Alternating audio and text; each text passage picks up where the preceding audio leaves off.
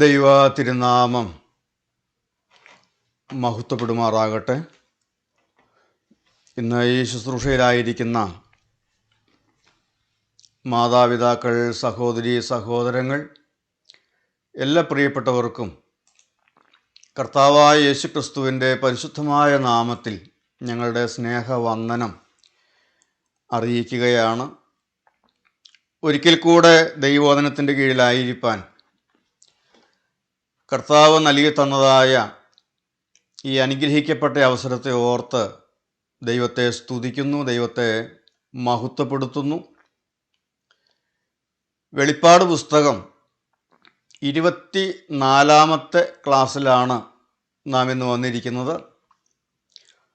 നാം അതിൻ്റെ 12-ാം അധ്യായത്തിലേക്ക് കടന്നു വന്നിരിക്കുകയാണ്.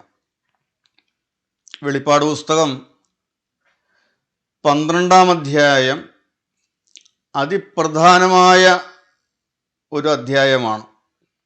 അതിപ്രധാനമായ ചില കാര്യങ്ങളെല്ലാം യോഹന്നാന് വെളിപ്പെടുത്തി കൊടുക്കുന്ന ഒരു ഭാഗമാണ് വെളിപ്പാട് 12-ാം അധ്യായം. അതിൻ്റെ ആദ്യത്തെ 6 വാക്യങ്ങൾ നമുക്കൊന്ന് ധ്യാനത്തിനായിട്ട് വായിക്കാം. വെളിപ്പാട് പുസ്തകം 12-ാം അധ്യായം 1 മുതൽ 6 വരെയുള്ളതായ വാക്യങ്ങൾ. സ്വർഗത്തിൽ വലിയൊരു അടയാളം കാണായി. സൂര്യനെ അണിഞ്ഞ ഒരു സ്ത്രീ, അവളുടെ കാൽ കീഴ് ചന്ദ്രനും അവളുടെ തലയിൽ 12 നക്ഷത്രം കൊണ്ടുള്ള കിരീടവും ഉണ്ടായിരുന്നു.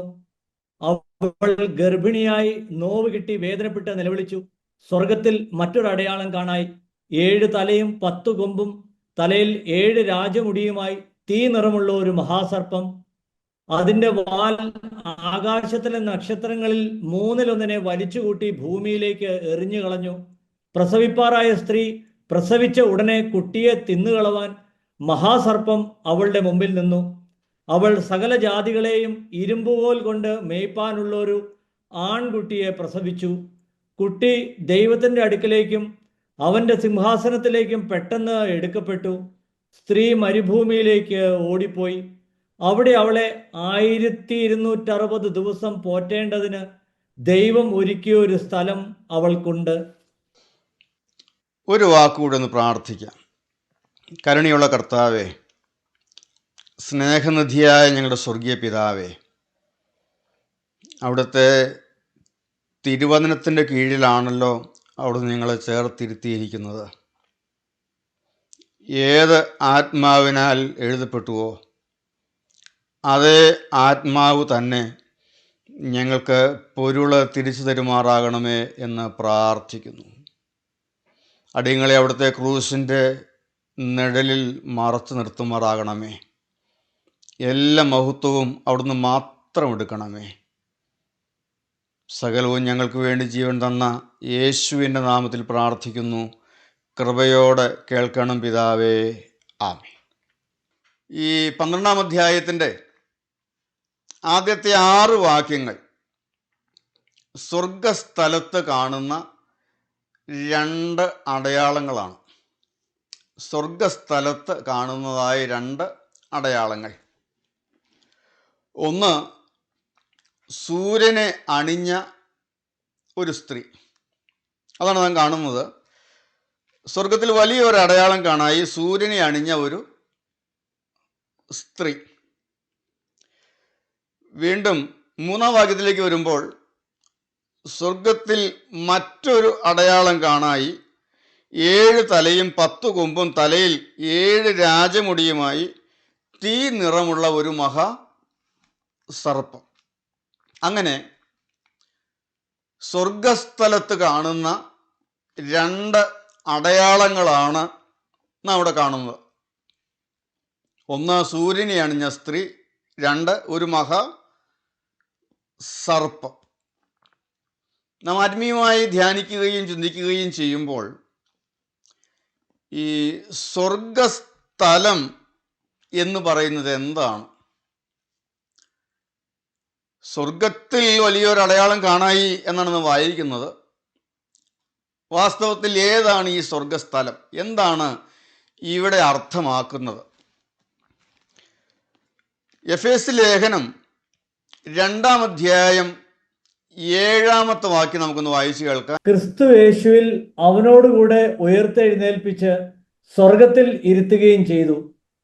അവിടെ പറഞ്ഞിരിക്കുന്നത് നമ്മൾ അതിക്രമങ്ങളാലും പാവങ്ങളാലും മരിച്ചവരായിരുന്നു. എന്നാൽ ദൈവം നമ്മെ, കരുണാസമ്പന്നനായ ദൈവം നമ്മെ യേശുക്രിസ്തു വഴിയായി ജീവിപ്പിച്ച് സ്വർഗത്തിൽ ക്രിസ്തുവിനോടുകൂടെ ഇരുത്തിയിരിക്കുന്നു എന്നാണ്.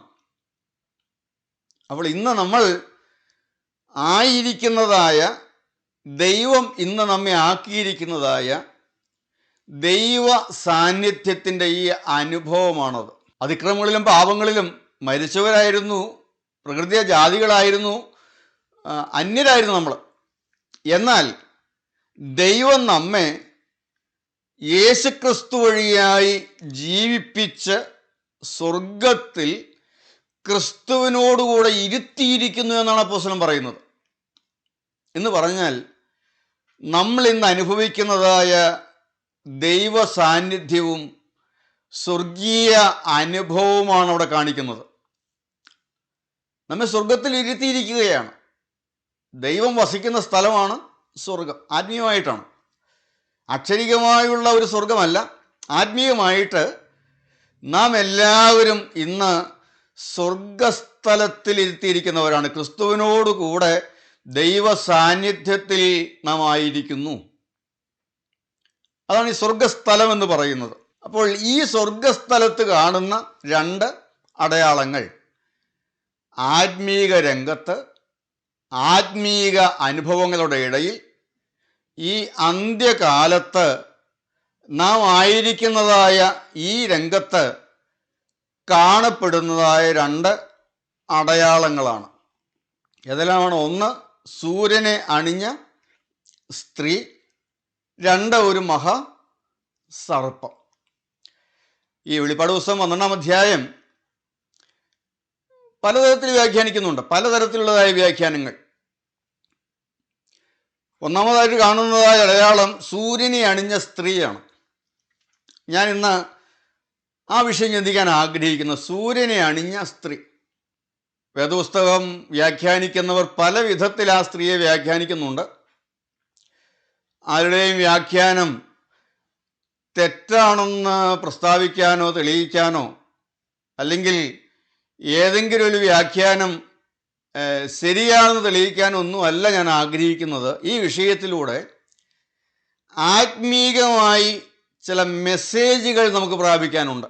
നമ്മുടെ ക്രിസ്തീയ ജീവിതത്തിൽ ഇന്ന് വീണ്ടും ജനിച്ച് ദൈവസാന്നിധ്യം അനുഭവിച്ച് ക്രിസ്തുവിനോടുകൂടി ആയിരിക്കുന്ന നമ്മുടെ ജീവിതത്തിൽ ആത്മീകമായ ചില കാര്യങ്ങൾ നാം മനസ്സിലാക്കാനും അനുഭവിക്കുവാനും തക്കവണ്ണം ചില കാര്യങ്ങളാണ് ചിന്തിക്കാനായിട്ട് ആഗ്രഹിക്കുന്നത്. ബൈബിൾ നാം ചിന്തിക്കുമ്പോൾ ഈ സൂര്യൻ, ഉദയസൂര്യൻ എന്നെല്ലാം ഉള്ളതായ പദം പല സന്ദർഭങ്ങളിലും യേശുക്രിസ്തുവിനെയാണ് സൂചിപ്പിക്കുന്നത്. യേശുക്രിസ്തുവിനെ സൂചിപ്പിച്ചുകൊണ്ട് സൂര്യൻ, ഉദയസൂര്യൻ എന്നെല്ലാം ഉള്ളതായ പല പദങ്ങളും നമുക്ക് മനസ്സിലാക്കാൻ സാധിക്കും. അപ്പോൾ സൂര്യനെ ധരിച്ചിരിക്കുന്നു, അണിഞ്ഞിരിക്കുക എന്ന് പറഞ്ഞാൽ ധരിച്ചിരിക്കുന്നു എന്നാണ്. ക്രിസ്തുവിനെ ധരിച്ചിരിക്കുന്ന, യേശുക്രിസ്തുവിൻ്റെ നാമം ധരിച്ചിരിക്കുന്ന, യേശുക്രിസ്തുവിൻ്റെ നാമത്തിൽ അറിയപ്പെടുന്ന എല്ലാ നാമധേയ സഭകളുടെയും പ്രതീകമായി നമുക്ക് ഈ സ്ത്രീയെക്കുറിച്ച് പഠിക്കാൻ സാധിക്കും. ക്രിസ്തുവിൻ്റെ നാമത്തിൽ അറിയപ്പെടുന്ന നാമധേയ സഭകൾ ഇല്ലേ? ഇന്ന് എല്ലാ സഭകളും അറിയപ്പെടുന്നത് ആരുടെ നാമത്തിലാണ്? ക്രിസ്ത്യാനികൾ എന്നുള്ള ഒറ്റ പേരിൽ ഉൾപ്പെടുന്നവയാണ് എല്ലാം, ഇല്ലേ?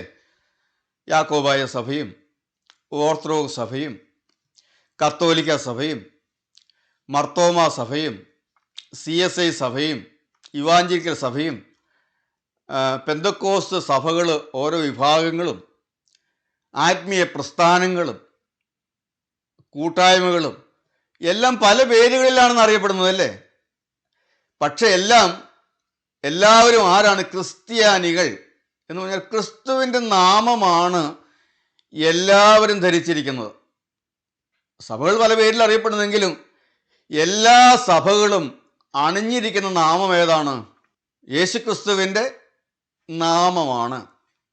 അപ്പോൾ സൂര്യനെ അണിഞ്ഞിരിക്കുന്ന ഈ സ്ത്രീ എന്ന് പറയുന്നത് ഇന്ന് കാണപ്പെടുന്നതായ ക്രിസ്ത്യാനികൾ അറിയപ്പെടുന്ന എല്ലാ സഭാവിഭാഗങ്ങളുടെയും ഒരു പ്രതീകമായിട്ട് നമുക്ക് പഠിക്കാം, നമുക്കൊന്ന് ചിന്തിക്കാം, നമുക്കൊന്ന് ധ്യാനിക്കാം. ഈ സ്ത്രീയെക്കുറിച്ച് പറഞ്ഞിരിക്കുന്നതായ ചില കാര്യങ്ങളുണ്ട്. എന്തെല്ലാമാണ്? സ്വർഗത്തിൽ വലിയൊരു അടയാളം കാണായി സൂര്യനെ അണിഞ്ഞ ഒരു സ്ത്രീ. സ്വർഗസ്ഥലത്തൊരു അടയാളമാണത്. ആത്മീയ രംഗങ്ങളിൽ ഇന്ന് കാണപ്പെടുന്ന അടയാളമാണത്. ക്രിസ്തുവിനാൽ വേർതിരിക്കപ്പെട്ട കൂട്ടത്തിൻ്റെ അടയാളമാണത്. സൂര്യനെ അണിഞ്ഞ ഒരു സ്ത്രീ എന്ന് പറയുന്ന ഒരു അടയാളമാണ്, ഇല്ലേ? ലോകത്തിൽ യേശുവിൻ്റെ നാമത്തിൽ കാണപ്പെടുന്ന അടയാളങ്ങളാണ് ക്രിസ്തീയ സഭകളെല്ലാം. ഈ സ്ത്രീയെക്കുറിച്ച് പിന്നെ പറയുന്ന ചില കാര്യങ്ങൾ കൂടെ ഉണ്ട്. എന്തെല്ലാമാണ്? അവളുടെ കാൽ കീഴിൽ ചന്ദ്രനും അവളുടെ തലയിൽ 12 നക്ഷത്രം കൊണ്ടുള്ളതായ കിരീടവും ഉണ്ടായിരുന്നു. അവളുടെ കാൽ കീഴിൽ ചന്ദ്രൻ എന്ന് പറഞ്ഞാൽ ആ സ്ത്രീ ചവിട്ടി നിൽക്കുന്നത് എവിടെയാണ്? കാല് ചവിട്ടിയിരിക്കുന്നത് എവിടെയാണ്? കാൽ കീഴിൽ ചന്ദ്രൻ എന്ന് പറഞ്ഞാൽ കാല് ചവിട്ടിയിരിക്കുന്നത് എവിടെയാണ്? ചന്ദ്രനിൽ കാൽ ചവിട്ടി നിൽക്കുന്നു. അവളുടെ കാൽ കീഴ് ചന്ദ്രൻ. നമുക്കറിയാം ചന്ദ്രൻ ഭൂമിയുടെ ഉപഗ്രഹമാണല്ലേ. അതുപോലെ തന്നെ ചന്ദ്രൻ്റെ ഒരു പ്രത്യേകത എന്ന് പറയുന്നത് സ്വയമായി പ്രകാശിക്കുവാൻ കഴിവില്ലാത്ത ഒരു ഗ്രഹമാണെന്ത്? ചന്ദ്രൻ. സൂര്യന് പ്രകാശമുണ്ടെങ്കിൽ മാത്രമേ ചന്ദ്രന് പ്രകാശമുള്ളൂ. സൂര്യൻ്റെ വെളിച്ചം തട്ടിയാൽ മാത്രമേ ചന്ദ്രനിൽ വെളിച്ചമുള്ളൂ, ഇല്ലേ? സൂര്യൻ്റെ വെട്ടമുണ്ടെങ്കിലേ ചന്ദ്രന് വെളിച്ചമുള്ളൂ. എന്ന് പറഞ്ഞാൽ നമുക്ക് ഈ സഭകൾക്കൊന്നും അവരുടേതായ ഒന്നുമില്ല. എന്നെ കൂടാതെ നിങ്ങൾക്ക് ഒന്നും ചെയ്യാൻ സാധ്യമല്ല.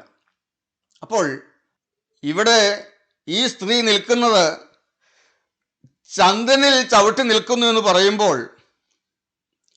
ഒരു വിശ്വാസി നിൽക്കുന്നത് ദൈവകൃപയിലാണ് എന്നതിനെയാണ് കാണിക്കുന്നത്. സ്വന്തമായിട്ടല്ല നിൽക്കുന്നത്, സ്വയമായിട്ടല്ല. അതുപോലെ നമ്മൾ പാടുമല്ലോ, നിന്നതല്ല ഞാൻ, നിർത്തിയതാണെന്നെ പൊന്നേശുവേ കൃപയാൽ. നിന്നതല്ല, നിർത്തിയതാണ്. അപ്പോൾ ദൈവകൃപയിലാണ് നിൽക്കുന്നത്. അവളുടെ കാൽ കീഴിൽ ചന്ദ്രൻ.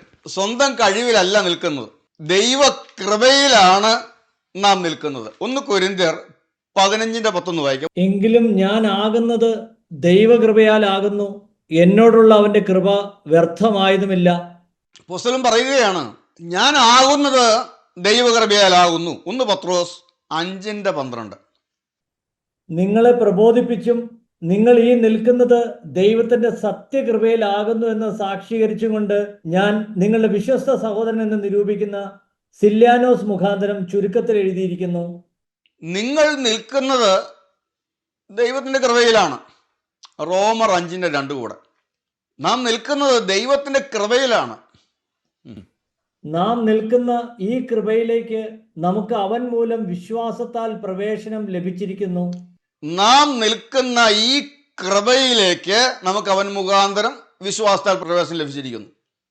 അപ്പോൾ അവളുടെ കാൽ കീഴിൽ ചന്ദ്രൻ എന്ന് പറയുന്നത് സ്വന്തം കഴിവിലോ സ്വന്തം ബലത്തിലോ ഒന്നുമല്ല ഒരു വിശ്വാസം നിൽക്കുന്നത്, ദൈവകൃപയിലാണ്. ചവിട്ടി നിൽക്കുന്നത് ദൈവകൃപയിലാണ്, നിന്നതല്ല, നിർത്തിയതാണ്. രണ്ടാമത്തെ കാര്യം, അവളുടെ തലയിൽ 12 നക്ഷത്രം കൊണ്ടുള്ള കിരീടം. 12 നക്ഷത്രം കൊണ്ടുള്ളതായ കിരീടം തലയിൽ ചൂടിയിരിക്കുന്നു. ക്രൈസ്തവ സഭകൾ അപ്പോസ്തോലിക ഉപദേശമാണ് തലയിൽ ചൂടി നിൽക്കുന്നത്. എല്ലാ സഭകളും അപ്പോസ്തോലിക ഉപദേശങ്ങളുടെ കീഴിലാണ്. സ്വന്തം ഇഷ്ടപ്രകാരമോ സ്വന്തമായിട്ടൊന്നുമല്ല, അപ്പോസ്തോലിക ഉപദേശത്താൽ. സഭയെക്കുറിച്ച് പഠിക്കുമ്പോൾ നമുക്ക് കാണാൻ സാധിക്കും, സഭ അപ്പോസ്തോലികമാണ്. കാതോലികവും അപ്പോസ്തോലികവുമായ ഏക വിശുദ്ധ സഭയിലും ഞങ്ങൾ വിശ്വസിക്കുന്നു. ഇല്ലേ? സഭയെക്കുറിച്ച് നിഖ്യ വിശ്വാസ പ്രമാണം 4-ാം ഖണ്ഡികയിൽ നാം വിശ്വസിക്കുന്നതായ സഭയെക്കുറിച്ചുള്ളതായ നമ്മുടെ വിശ്വാസം പ്രഖ്യാപിക്കുമ്പോൾ, അല്ലേ, 1-ാം ഖണ്ഡിക പിതാവായ ദൈവത്തെക്കുറിച്ചുള്ളതായ വിശ്വാസം പ്രഖ്യാപിക്കുന്നു. 2-ാം ഖണ്ഡിക യേശുക്രിസ്തുവിനെ കുറിച്ചുള്ളതായ വിശ്വാസം പ്രഖ്യാപിക്കുന്നു. 3-ാം ഖണ്ഡിക പരിശുദ്ധാത്മാവിനെ കുറിച്ചുള്ളതായ വിശ്വാസം പ്രഖ്യാപിക്കുന്നു. 4-ാം ഖണ്ഡിക സഭയെക്കുറിച്ചുള്ളതായ വിശ്വാസവും നമ്മുടെ പ്രത്യാശയും പ്രഖ്യാപിക്കുന്നു. അവിടെ സഭയെക്കുറിച്ചുള്ളതായ നമ്മുടെ വിശ്വാസം പ്രഖ്യാപിക്കുമ്പോൾ കാതോലികവും, സാർവത്രികത, കാതോലികവും ശ്ലൈഹികവും അപ്പോസ്തോലികവും, അപ്പോസ്തോലിക ഉപദേശമാണ് തലയിൽ അണിഞ്ഞിരിക്കുന്നത്. ബ്രെയിൻ തലയിൽ ധരിച്ചിരിക്കുന്ന ആ ഉപദേശപ്രകാരമാണ് നടക്കുന്നത്. അപ്പോസ്തോലികവും ആയ ഏക വിശുദ്ധ സഭ. അപ്പോൾ തലയിൽ അണിഞ്ഞിരിക്കുന്നതായ 12 നക്ഷത്രം കൊണ്ടുള്ളതായ കിരീടം കാണിക്കുന്നത് അപ്പോസ്തോലിക ഉപദേശം തലയിൽ ചൂടി നിൽക്കുന്ന നാമധേയ ക്രിസ്തുവിന്റെ നാമത്തിൽ അറിയപ്പെടുന്ന എല്ലാ ക്രൈസ്തവ സഭകളുടെയും പ്രതീകമാണ് ഈ സൂര്യനെ അണിഞ്ഞിരിക്കുന്ന സ്ത്രീ. മൂന്നാമത്തെ കാര്യം എന്താണ്? അവൾ ഗർഭിണിയായി നോവ് കിട്ടി നിലവിളിച്ചു. അവൾ ഗർഭിണിയായി നോവ് കിട്ടി നിലവിളിച്ചു. അതിൻ്റെ 2-ാമത്തെ വാക്യം, അവൾ ഗർഭിണിയായി നോവ് കിട്ടി വേദനപ്പെട്ട് നിലവിളിച്ചു. ഇന്ന് കാണുന്ന നാമധേയ സഭകളിലെല്ലാം യേശുവിൻ്റെ നാമത്തിൽ അറിയപ്പെടുന്ന ആത്മീയ പ്രസ്ഥാനങ്ങളിലെല്ലാം ഇതല്ല, യേശുവിൻ്റെ നാമത്തിൽ ഇന്ന് അറിയപ്പെടുന്ന എല്ലാ സഭകളിലും, എല്ലാ കൂട്ടായ്മകളിലും, എല്ലാ ആത്മീയ പ്രസ്ഥാനങ്ങളിലും ഒരു സ്ത്രീയുടെ ഉള്ളിൽ ഒരു കുഞ്ഞ് രൂപപ്പെടുന്നത് പോലെ ദൈവത്തിൻ്റെ വചനം കേട്ട് രൂപപ്പെടുന്ന വിശുദ്ധന്മാരുടെ ഒരു കൂട്ടമുണ്ട്. മനസ്സിലാകണം. സ്ത്രീ ഗർഭിണിയായി നോവ് കിട്ടി വേദനപ്പെട്ടു നിലവിളിച്ചു. 4 കാര്യങ്ങൾ നടക്കുന്നു. 4 കാര്യങ്ങൾ. 1 ഗർഭിണിയായി, 2 നോവ് കിട്ടി, 3 വേദനപ്പെട്ടു, 4 നിലവിളിച്ചു. അപ്പോൾ യേശുവിൻ്റെ നാമത്തിൽ ആയിരിക്കുന്ന എല്ലാ നാമധേയ സഭകളിലും പ്രസ്ഥാനങ്ങളിലും കൂട്ടായ്മകളിലുമെല്ലാം ഒരു സ്ത്രീയുടെ ഉള്ളിൽ ഒരു കുഞ്ഞ് രൂപപ്പെടുന്നത് പോലെ ദൈവ വചനം കേട്ട് രൂപപ്പെടുന്ന ഒരു കൂട്ടം വിശുദ്ധന്മാരുണ്ട്. ജയജീവിതം നയിക്കുന്ന വിശുദ്ധന്മാർ. അവരാണ് ഈ ആൺകുട്ടി. 1 പത്രോസിന്റെ ലേഖനം 1-ാം അധ്യായം 23-ാമത്തെ വാക്യം, കെടുന്ന ബീജത്താലല്ല, കെടാത്തതിനാൽ ജീവനുള്ളതും നിലനിൽക്കുന്നതുമായ ദൈവവചനത്താൽ തന്നെ നിങ്ങൾ വീണ്ടും ജനിച്ചിരിക്കുന്നു. യോഹന്നാൻ 1:13. ഇതെല്ലാം നമുക്ക് അറിയാവുന്ന വാക്യങ്ങൾ തന്നെയാണ്. ഞാൻ ഒന്ന് വായിപ്പിക്കുന്നതേ ഉള്ളൂ. നമുക്കെല്ലാം അറിയാവുന്ന വാക്യങ്ങൾ തന്നെ. അവർ രക്തത്തിൽ നിന്നല്ല, ജഡത്തിന്റെ ഇഷ്ടത്താലല്ല, പുരുഷന്റെ ഇഷ്ടത്താലുമല്ല, ദൈവത്തിൽ നിന്നത്രേ ജനിച്ചത്. യോഹന്നാൻ 3:5. അതിന് യേശു, ആമേൻ ആമേൻ ഞാൻ നിന്നോട് പറയുന്നു, വെള്ളത്താലും ആത്മാവിനാലും ജനിച്ചില്ല എങ്കിൽ ദൈവരാജ്യത്തിൽ കടപ്പാൻ ആർക്കും കഴിയുകയില്ല. പത്രോസ് അപ്പോസ്തലൻ പറഞ്ഞു, കെടുന്ന ബീജത്താലല്ല, കെടാത്തതിനാൽ ജീവനും നിലനിൽക്കുന്നതുമായ ദൈവവചനത്താൽ തന്നെ നിങ്ങൾ വീണ്ടും ജനിച്ചിരിക്കുന്നു. യോഹന്നാൻ ശ്ലീഹ 1-ാം അധ്യായത്തിൽ പറഞ്ഞു, അവർ ദൈവത്തിൽ നിന്നത്ര ജനിച്ചിരിക്കുന്നത്. ദൈവത്തിൽ നിന്നത്ര ജനിച്ചിരിക്കുന്നത്, പുരുഷന്റെ ഇഷ്ടത്താലല്ല, ദൈവത്തിൽ നിന്നത്ര ജനിച്ചിരിക്കുന്നത്. വീണ്ടും നിക്കോദിമോസിനോട് പറയുമ്പോൾ കർത്താവ് പറഞ്ഞു, വെള്ളത്താലും ആത്മാവിനാലും വീണ്ടും ജനിച്ചില്ല എങ്കിൽ ദൈവരാജ്യത്തിൽ കടക്കുവാൻ, ഈ സ്വർഗസ്ഥലത്താകുവാൻ ആർക്കും കഴിയുകയില്ല എന്ന്. വെള്ളത്താലും ആത്മാവിനാലും, ഇവിടെ വെള്ളം എന്ന് പറയുന്നത് ദൈവവചനമാണ്. നാം ദൈവത്തിൻ്റെ വചനം കേട്ടുകൊണ്ടിരിക്കുമ്പോൾ വചനത്തിൽ കൂടെ ദൈവത്തിൻ്റെ പരിശുദ്ധാത്മാവ് വ്യാപരിക്കുമ്പോഴാണ് വീണ്ടും ജനനം നടക്കുന്നത്, ഒരു വിശുദ്ധൻ രൂപപ്പെടുന്നത്, ഈ സ്ത്രീയുടെ ഉള്ളിൽ ഒരു കുഞ്ഞുരുവാകുന്നത്. നിങ്ങൾ ക്ലിയറായി കാണുന്നെന്ന് കരുതുന്നു. നമ്മുടെ കൂട്ടായ്മകളിലും ആത്മീയമായ പ്രവർത്തനങ്ങളിലും ശുശ്രൂഷകളിലും കൂടിയുറവുകളിലും സഭകളിലും എല്ലാം ദൈവത്തിൻ്റെ വചനം കേട്ട് വചനപ്രകാരം ജീവിതത്തെ ക്രമീകരിക്കുന്ന ഒരു കൂട്ടം വിശുദ്ധന്മാരുണ്ട്. അവരാണ് ഈ ആൺകുട്ടി കാണിക്കുന്നത്. ദൈവത്തിന് സ്തോത്രം. നാം ഓർക്കണം, ഈ സ്ത്രീയല്ല ദൈവസിംഹാസനത്തിലേക്ക് എടുക്കപ്പെടുന്നതാണോ? സ്ത്രീയാണോ ദൈവസിംഹാസനത്തിലേക്ക് എടുക്കപ്പെടുന്നത്? സ്ത്രീ അല്ല, ഈ ആൺകുട്ടിയാണ് ദൈവസിംഹാസനത്തിലേക്ക് എടുക്കപ്പെടുന്നത്. അതിൻ്റെ 5-ാം വാക്യം വെച്ച്, 5-ാം വാക്യം, വെളിപ്പാട് 12:5. സ്ത്രീ അല്ല ദൈവസിംഹാസനത്തിലേക്ക് എടുക്കപ്പെടുന്നത്. അവൾ സകല ജാതികളെയും ഇരുമ്പുകോൽ കൊണ്ട് മേയ്പ്പാനുള്ളൊരു ആൺകുട്ടിയെ പ്രസവിച്ചു. കുട്ടി ദൈവത്തിന്റെ അടുക്കലേക്കും അവന്റെ സിംഹാസനത്തിലേക്കും പെട്ടെന്ന് എടുക്കപ്പെട്ടു. ദൈവത്തിന്റെ സിംഹാസനത്തിലേക്കും അവന്റെ അടുക്കലേക്കും പെട്ടെന്ന് എടുക്കപ്പെട്ടത് ആരാണ്? സ്ത്രീയാണോ? അല്ല, ഈ ആൺകുട്ടിയാണ് ദൈവസിംഹാസനത്തിലേക്ക് എടുക്കപ്പെട്ടത്.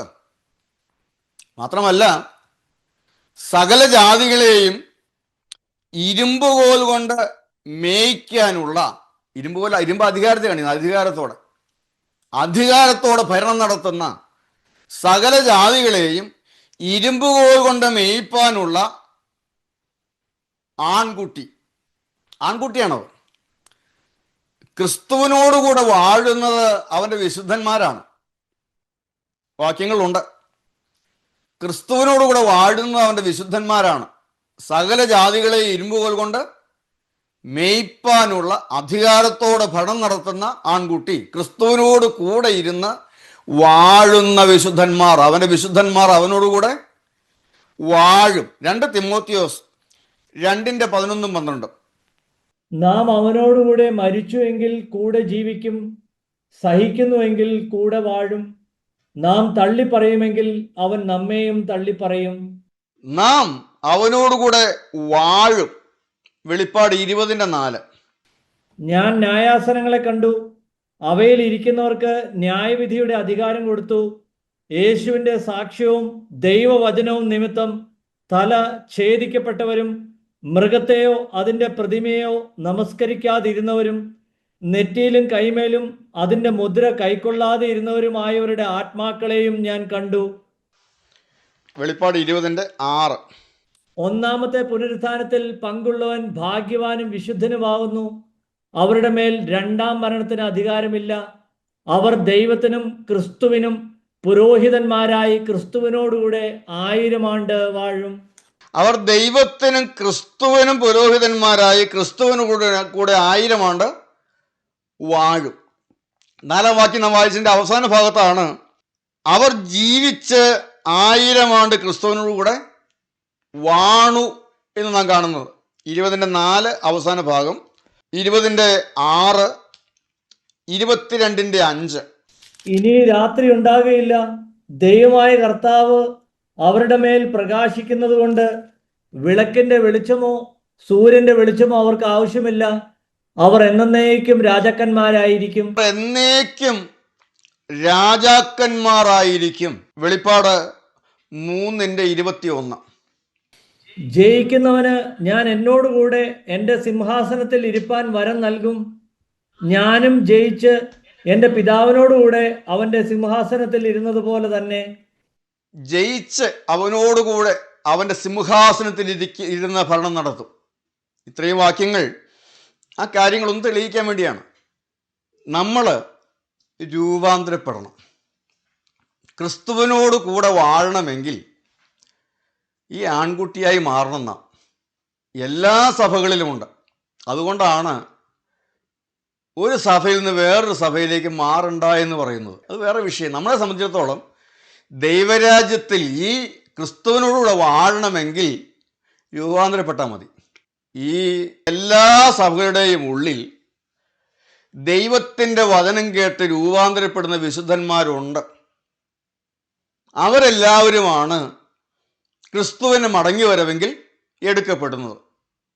അപ്പോൾ അതിന് ഒരു സഭയിൽ നിന്ന് വേറൊരു സഭയിലേക്ക് മാറേണ്ട ആവശ്യമില്ല എന്നുള്ളതാണ് നമ്മൾ പഠിപ്പിക്കുന്നത്. എല്ലാ സഭകളിലുമുണ്ട് ഒരു കൂട്ടം.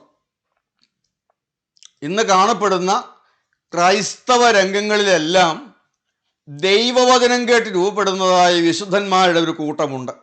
അവരാണ് ഈ ആൺകുട്ടി. അപ്പോൾ നമ്മൾ ചെയ്യേണ്ടത് എന്താണ്?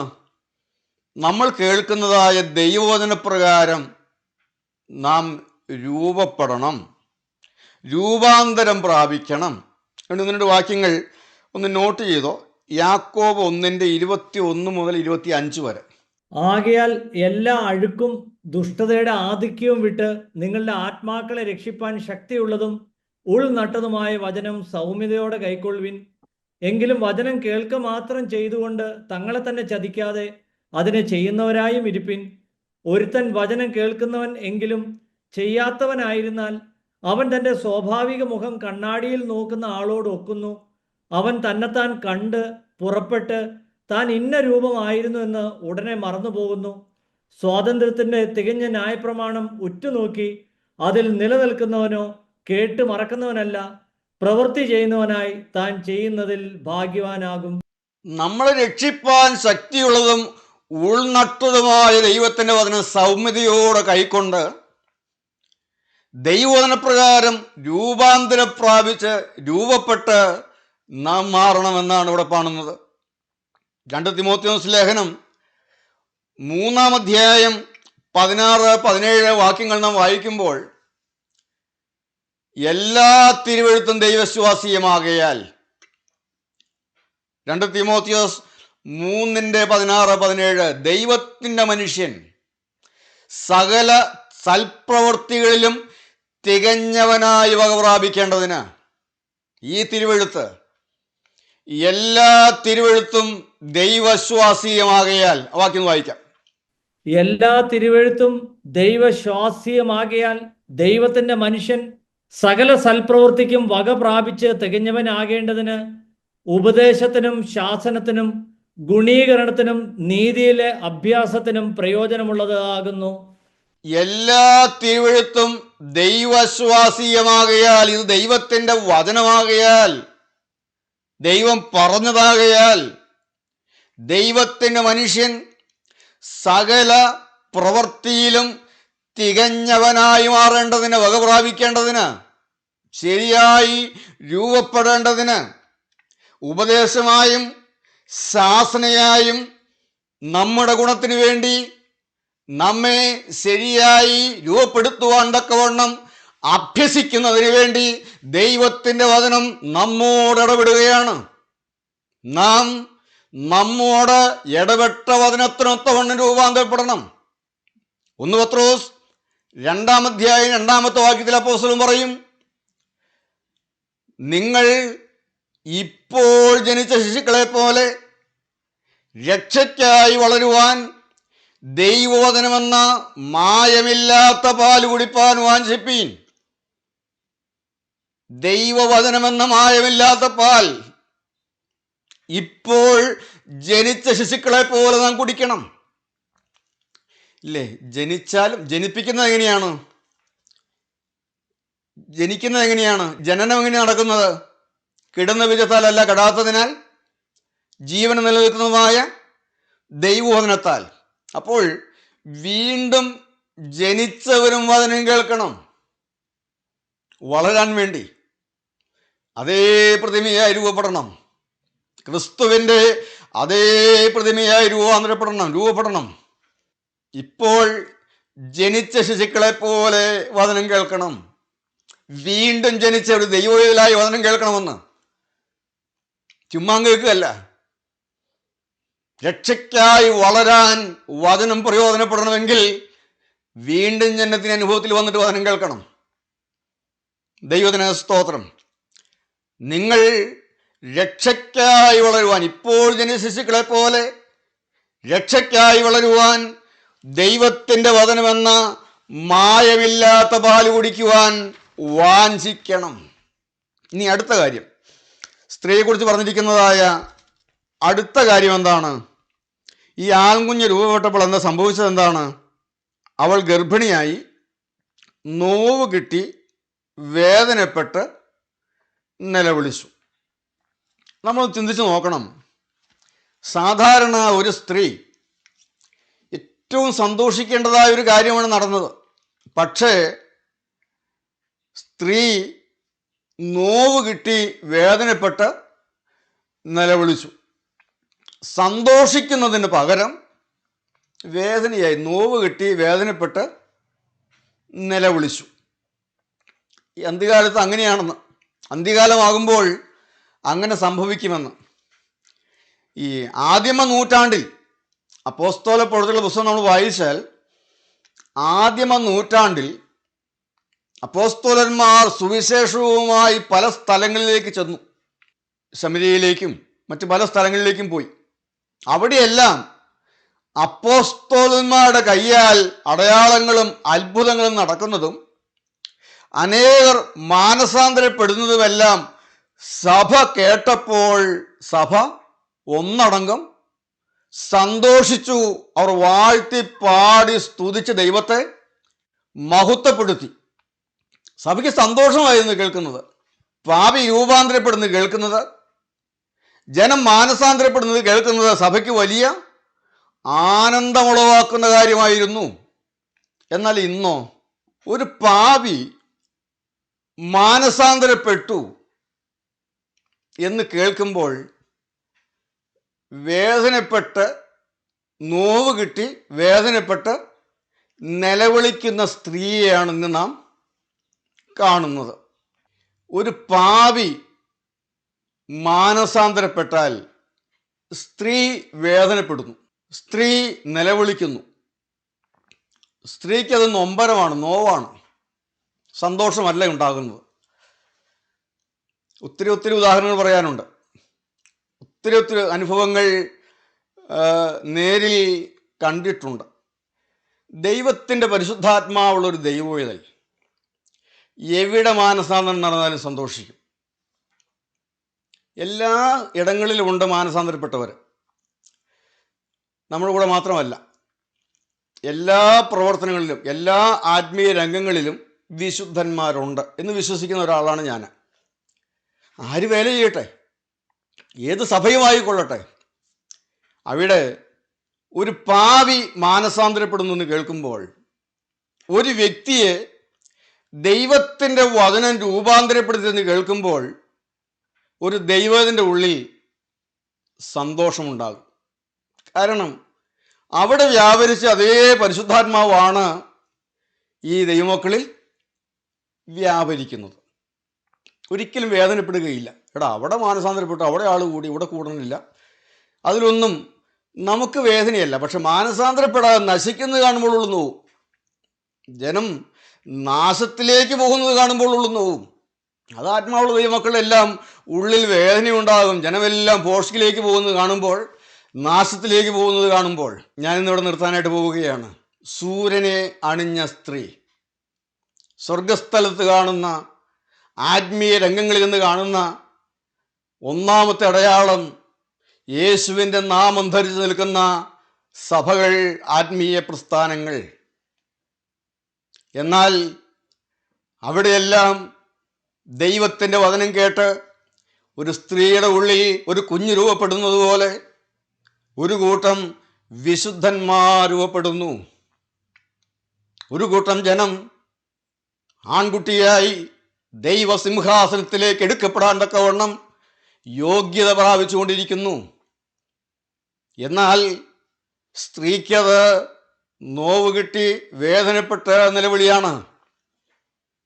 ദൈവത്തിന് സ്തോത്രം. നാം ആരാണ്? നാം ഇന്നായിരിക്കുന്ന ആത്മീയ രംഗത്ത് ദൈവത്തിൻ്റെ വചനം കേട്ട് രൂപപ്പെട്ട ഒരു ദൈവവേദലാണ്.